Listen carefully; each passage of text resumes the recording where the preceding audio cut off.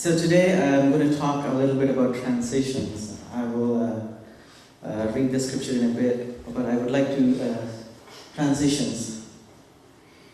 The scripture that I have chosen to talk about this topic comes from John chapter 21. We are in the season of Easter, and this is we are beginning the fifth week of Easter, and I thought this would be an appropriate passage to read in that light also, and also to talk a little bit about transitions. So let me read the scripture first, and then we'll go into the sermon. John chapter 21, 15 through 19. When they had finished breakfast, Jesus said to Simon Peter, "Simon, son of John, do you love me more than these?" He said to them, "Yes, Lord, you know that I love you." Jesus said to him, "Feed my lambs." A second time he said to him, "Simon, son of John, do you love me?"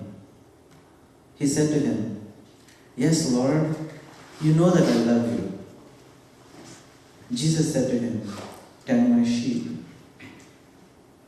He said to him the third time, "Simon, son of John, do you love me?" Peter felt hurt because he said to him the third time, "Do you love me?" And he said to him, "Lord, you know everything. You know that I love you." Jesus said to him, "Feed my sheep. Very truly I tell you, when you were younger, you used to fasten your own belt and to go wherever you wished. But when you grow old, you will stretch out your hands and someone else will fasten a belt around you and take you where you do not wish to go." He said this to indicate the kind of death by which he would glorify God. After this, he said to him, "Follow me." So this is the passage for us for our morning meditation this morning. So as we enter into this season of transitions, even as I reflect on this passage, I want to start with a joke that I've heard. There was this young boy who was playing in his front yard, and he was playing for a little while, and there's this man who was walking down the street a little frustrated. He was obviously frustrated. And then as he approached the boy, he said, "Son, do you know where the post office is? I'm kind of lost here." And then the little boy looked up and said, "Yeah, I know where the post office is. Go straight at the stop sign, take a left turn. It's right around the corner," said the little boy. Oh, the man was really happy. He thanked the little boy very much.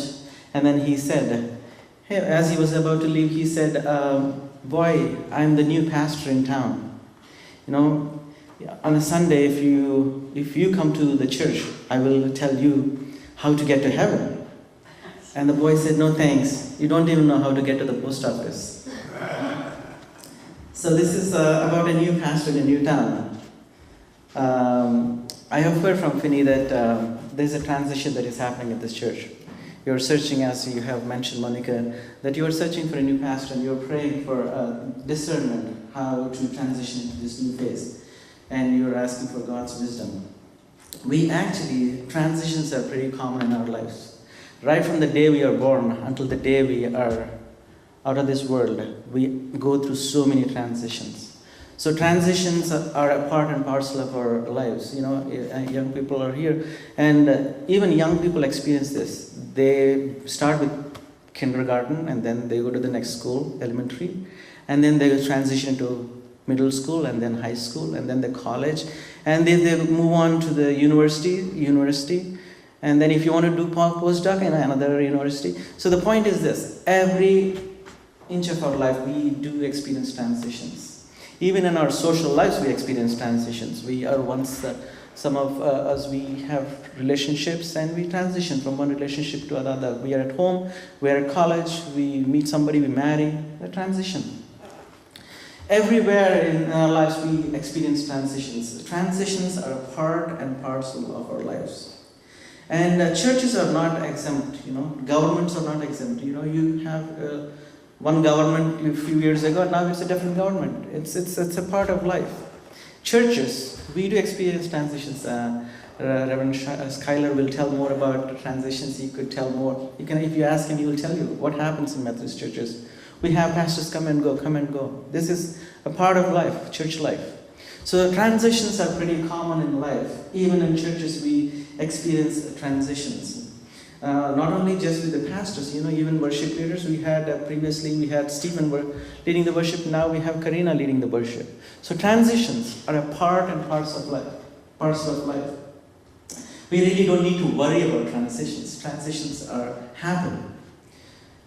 And we can enter into transitions, or we can experience transitions well if we are prepared for it. Rather than worrying about what would happen if we enter into with that kind of expectation that everything will be all right, because the Lord is my shepherd, because God is in control, everything will be all right. If we enter into transition in such a fashion, we can experience transitions in a better manner. So today, in that light, given that there are transitions happening in our lives, in our churches, I want us to learn a few things about transitions from the passage that's been read to us. The passage, as you have seen, as we have read, comes from John, and it is about Peter, So the passage starts with this, right? When they had breakfast. When they, meaning Peter and a few disciples, had breakfast with Jesus. There is a lot that is happening before this verse. There's a lot that has been, there's so many transitions that are happening before this verse. What is happening in this context is that the small group of people that Jesus chose is experiencing a great transition.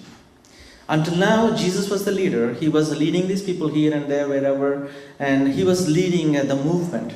But now, he was being killed. He was being killed on the Good Friday. We celebrate Good Friday. And then there's a need for a new transition. There's a need for a leadership. Somebody to lead this group. That is a transition that is happening. And during that time, Peter was supposed to be one of the leaders, but he chose to go fishing. And that's what we need to talk about today. Peter.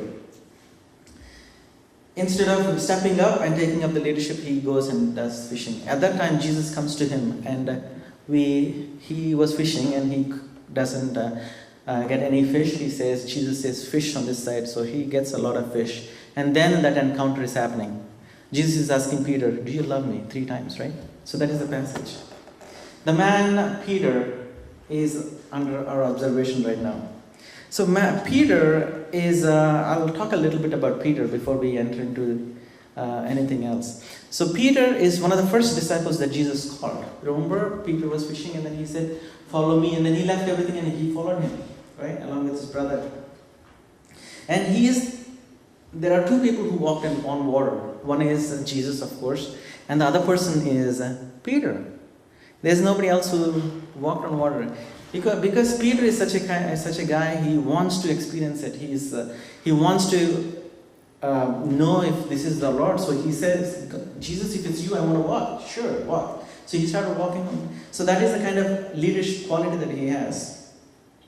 And one more day, when Jesus was a little curious of what people think about him, he asked, what do people think about me? And then everybody says, one of the disciples says, Jesus, people think you are John the Baptist, and some people say, no, you are Elijah, and some people say you are the prophet. But Peter is the one who said, you are the Messiah, you are the one whom we are expecting, you are the one who will save these people. The revelation, he got the revelation from God, so he's the one who knows what is happening. And on another occasion, Peter is the one who, along with James and John, goes onto this Mount of Transfiguration. There he sees Jesus along with Moses and Elijah. Right? He has this unique experience of being there. And he was bold enough to say, you know what, Jesus, we should have these tabernacles for you, all these 3 people, so that we don't need to go. But Jesus, of course, says, no, that's not what we are here for. So that is Peter. Even on the day just before he was crucifixion, before Jesus is taken for crucifixion, you know what happened? They were all washing the feet, and then Jesus was washing the feet of the disciples, and Peter says, no, Jesus, don't wash my feet. Then Jesus says, if I don't wash your feet, we don't have part. We are not in the same communion. So Peter says, if that is the case, not just the feet, wash my entire body. That is the kind of guy we are talking about, Peter. So this Peter On the last, Jesus is on the Last Supper, he says to Peter, Peter, you're going to deny me 3 times. Peter says, no, Jesus, that's not going to happen. I am never going to deny you, he says. But the same Peter, when Jesus was taken into questioning, he denies Jesus for 3 times. This is the guy who we thought would be the leader. He has all these unique experiences with Jesus. He has been following closely Jesus for 3 years now. And then he's supposed to be the leader. But now he denies Jesus. And I think this is what happened after this. Is my speculation. But then he goes and he was with the disciples, even though after he denies Jesus, he goes, denies that he doesn't know Jesus. He goes and was with the disciples for a little bit. And then he even goes along with John to see if Jesus has risen from the dead. So he goes to the tomb. The tomb was empty. Nobody was there. So he goes back. He doesn't want to stay there anymore. You know what? I have let this guy down. I have let Jesus down. There's no point in me staying here. I just want to go back to the thing that I'm so used to. I want to go fishing. Anybody wants to come fishing? So yeah, the few people join him fishing. So they all go fishing. And at this point, Jesus is coming back to him. Maybe 3 or 4 days has passed since he denied, and now he's fishing. I think he thinks maybe Peter is thinking, you know what? I've had enough of this. I've been with Jesus for 3.5 years, and I couldn't even stand up for my faith. There's no point in staying here. Let me do what I know best, fishing. But then Jesus didn't let this happen. You know, what is happening in this passage is this. Jesus is reaching out to Peter. And he's coming to Peter and saying, he's asking the question, do you really love me? I think one of the things that Jesus is trying to do here is he's trying to mend the broken relationships. Amen. Peter kind of lost that relationship with Jesus, and Jesus wants to build that back. Why? The reason is this. For any transition to happen, we cannot enter into the transition or the new phase with broken relationships. In our ministry, in our lives, it is very hard to go into this transition with broken relationships. It applies even into our congregations, you know. With broken relationships, we cannot enter into this transitions. It is very hard. I know this for a fact. I still lead worship at an Indian church in San Ramon. So one day what happened was I have had a miscommunication with one of the choir members' mother. She is visiting from India, and then we have had some miscommunication. And I can feel it. Our relationship is kind of broken. And I was up there on the stage. She was there for 3 or 4 months, staying with us in San Ramon. And then every Sunday I see her, she wouldn't look at me. She would look somewhere else. And she wouldn't even sing the songs or doesn't participate in the worship. And I was leading up their worship, and I can't see her either. I would see everybody else but not her. I would just ignore her in a way. You know, with a broken relationship, I couldn't be the leader who is doing that worship. It's the same, you know, Karina can understand what I'm talking about. So the point is this. For any ministry to prosper, for any ministry to go forward, we cannot have broken relationships. One of the things that Jesus is trying to do here is to mend that broken relationship even before Peter takes up the leadership role. So one of the things that even as we enter into this transition, one of the things that I want us to think about is how can we mend the relationships that might be broken in our congregations. Second thing that is happening here is this, right? As I was telling you all the good things about Peter, Peter is the one of whom everybody thought, okay, this is the guy. You know, he is so good. He's the one who knows so many things. He was the one with Jesus all the time. So he could be our next leader, everybody thought, including Jesus perhaps. But then Peter thinks, you know what, I'm not worth it. I can't do this. You know, I have given this up. So he, in a way, he sets a bad example for us. In a transition, it is so easy to give up. Oh, so many things are changing. I better go home. I want to go do what I'm used to do. Peter is doing exactly that. So in a transition, maybe the lesson for us, looking at Peter, maybe the lesson is this. In a transition, it is important to stand up rather than to give up. So to hang in there, of course transitions are hard, of course transitions bring so many changes. It is so easy to give up, like Peter. But maybe he's serving as a negative example. We should not be like Peter. Rather than that, we should be holding on to where we are and be there, hang around for a little longer. So that is very important. So that is the second thing that I want to talk about. The first thing is that I told you that during transitions, we need to enter into transitions, or we can have a good transition when our relationships are mended. We have good relationships. Second thing is during times of transition, it is we need to hang tight rather than to give up. So that is the second one. So maybe it's a request for the leadership whoever is leading, to enter into this transition with relationships that are mended. Second thing is to hang tight rather than give up. Fasten your seat belts. It will be a rough ride for a little bit, but it will be fine. Just hang tight there. So there is another thing that I want to mention before I close and before Reverend Skylar comes and gives his remarks in the final prayer. In the passage, Jesus is coming to Peter and he's asking 3 questions. Actually, it's the same question. Peter, do you love me? Interesting, isn't it? He's not asking, Peter, can you preach a good sermon? Or Peter, can you do this miracle? Or Peter, can you walk on water again? Peter, will you not deny me again? No. Those are not the questions that Jesus is asking. He's asking only one question, simple question. Peter, do you love me? What does it mean really? So I will share a little bit about it soon after watching this video. Please watch this video and then I will share a little bit more about it, okay?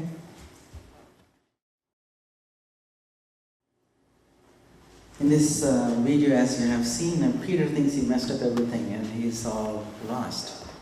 But then Jesus comes to him to repair the broken relationship, as I was saying. The scholars say the question that Jesus is asking, he asked 3 times. The reason is that, 3 times Peter denied. So Jesus wants to reinstate Peter to his position that he lost. He thought he lost. Therefore, he's asking 3 times the same question. Do you love me? Do you love me?